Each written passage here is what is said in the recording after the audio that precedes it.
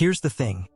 If you've ever been called lazy for napping in the afternoon or staring off into space while others were working, chances are you were actually doing some of your best thinking. Modern culture tends to glorify the hustle, the person who drinks 5 cups of coffee, stays glued to their desk, and powers through the day without stopping. But science tells a different story. Taking a short nap or letting your mind wander isn't a sign of weakness. It's a sign of a highly active brain that knows when to recharge and rewire. Think about the power nap. Studies show that a quick 10 to 20-minute nap can dramatically improve memory, focus, and problem solving. During that tiny window of rest, your brain reorganizes scattered bits of information, connecting dots your conscious mind couldn't see when you were awake. Historical geniuses like Salvador Dali and Albert Einstein famously used micronaps to spark fresh ideas. Dali would hold a key in his hand and drift off. The moment he fell asleep, the key dropped, waking him up. In that brief twilight between waking and dreaming, his mind produced surreal, groundbreaking ideas. Daydreaming works in a similar way. People often assume daydreamers are distracted or unfocused. But in reality, a wandering mind is a sign of surplus brain power.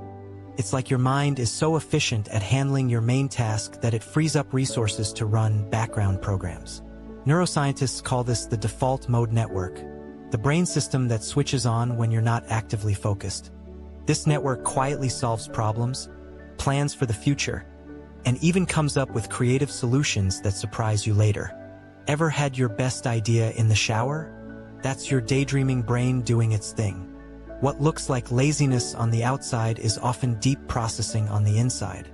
A nap might look like wasted time, but it's actually your brain laying down new pathways. A drifting gaze might look like you're zoning out, but your mind is busy simulating possible futures, testing out outcomes before life throws them at you. In fact, people who nap strategically or daydream often tend to be more creative and more resilient problem solvers. They return to their work sharper than those who try to bulldoze through fatigue. Instead of treating rest as weakness, the smartest minds treat it as a tool. So, the next time someone catches you nodding off at your desk or staring into space, remember, you're not slacking. You're doing advanced brain work that most people don't even recognize. And this is just the beginning. Because while rest and daydreaming reveal hidden intelligence, there's another trait people often misjudge: wit. Quick humor, sarcasm, and sharp comebacks can look rude or unnecessary, but they're actually signs of an unusually agile brain. Sarcasm has a bad reputation. To some, it feels rude, dismissive, or even immature. But here's the twist. The ability to understand and use sarcasm is actually a sign of mental sharpness. Behind every sarcastic remark, there's a mini workout happening in the brain. Think about it. When someone says, "Oh, fantastic," another Monday, they don't really mean it's fantastic. To get the joke, your brain has to juggle 2 meanings at once: the literal words and the hidden intention. You decode the mismatch in a split second, and that quick flip between what was said and what was meant is a mental gymnastic routine. It requires abstract thinking, emotional intelligence, and lightning-fast problem-solving. Psychologists have found that engaging with sarcasm actually boosts creativity. Every sarcastic exchange is like doing push-ups for your brain. You're not just laughing, you're strengthening your ability to see multiple perspectives and think flexibly. That's why witty people often come up with innovative ideas. Their brains are trained to jump between layers of meaning. But here's where the misunderstanding comes in. To someone who doesn't process sarcasm easily, witty remarks can feel like arrogance or rudeness. They hear the sharpness but miss the complexity. It's like watching a chess master make a strange move without realizing they're planning 10 steps ahead. Even history backs this up. Winston Churchill, one of the sharpest political minds of the 20th century, was notorious for his sarcastic comebacks. His wit wasn't just entertainment, it was a display of quick reasoning under pressure. In a world where words shape perception, being able to twist language with speed and precision was a mark of brilliance. Of course, sarcasm, like hot sauce, works best in moderation. Used wisely, it adds flavor, sparks creativity, and sharpens conversations. Overused, it burns out relationships and makes people tune you out. The key is knowing when to unleash it and when to keep it in your back pocket. So the next time someone labels you snarky or difficult for using sarcasm, realize they might just be missing the bigger picture. Your brain isn't being rude, it's being fast. What looks like unnecessary sass is often the mark of someone thinking on multiple levels at once. And speaking of multiple levels, let's explore another misunderstood trait of intelligence. Getting so deeply absorbed in something that you lose all sense of time. To outsiders, it looks careless, even absent-minded. But in reality, it's one of the clearest signs of genius at work.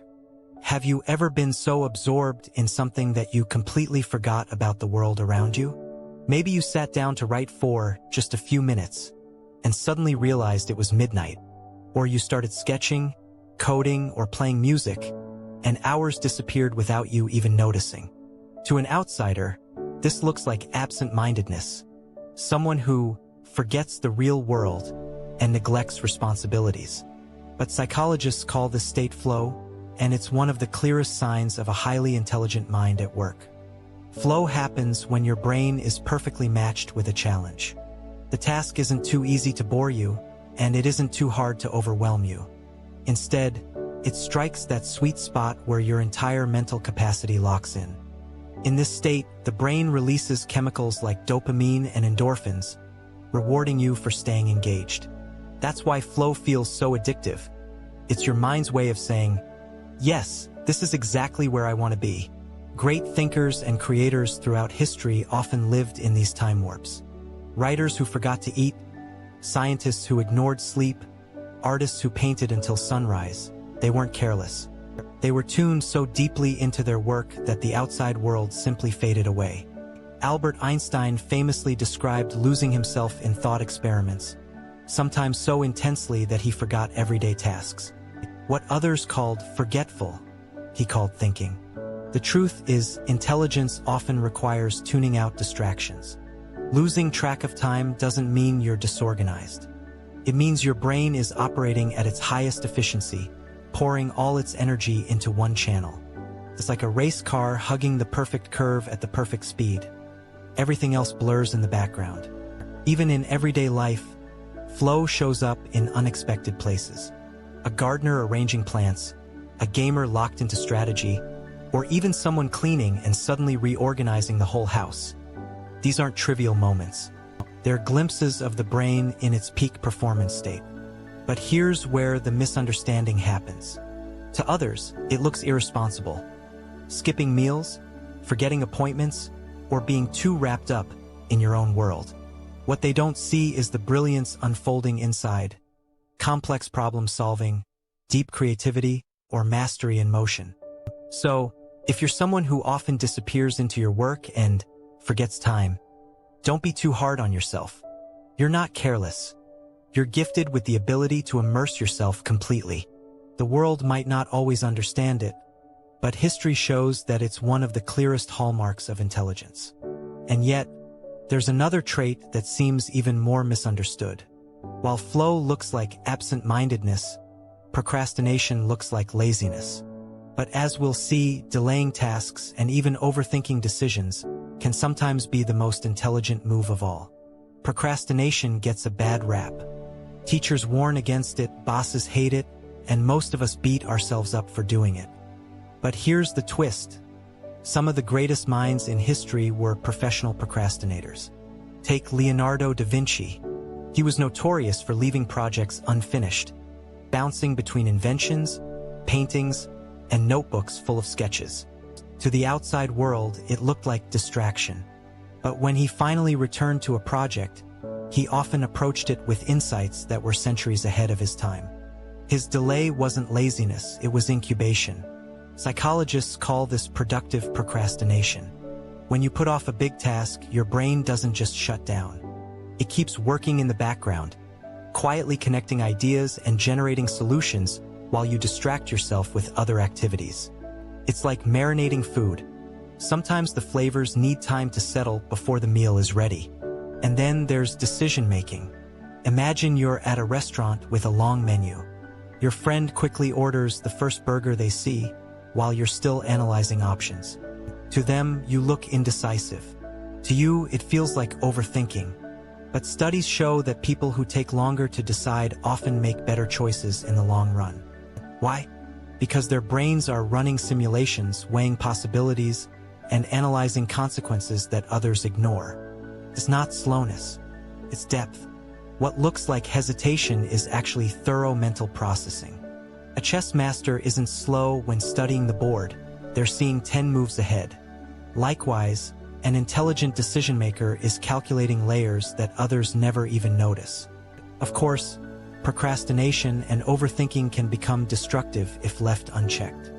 The trick is in how you use them. Smart procrastinators don't waste their time entirely. Instead, they redirect energy into smaller tasks that keep momentum alive. Maybe you can't start writing your essay yet, but you can organize your notes. Maybe you can't solve the big problem at work today, but you can prepare the groundwork for tomorrow. These little steps give your brain space to work in the background while still moving you forward. And here's the kicker: pressure can actually sharpen this process. Deadlines often act as triggers that flip the brain into turbo mode. That last-minute rush? For many people, it's when their best ideas finally surface. Not because they were lazy, but because their brains were cooking solutions all along. So if you're someone who delays, hesitates, or seems indecisive, you're not necessarily failing.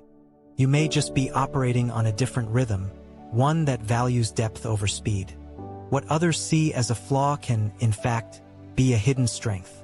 But there's one final trait that might be the most misunderstood of all: messiness.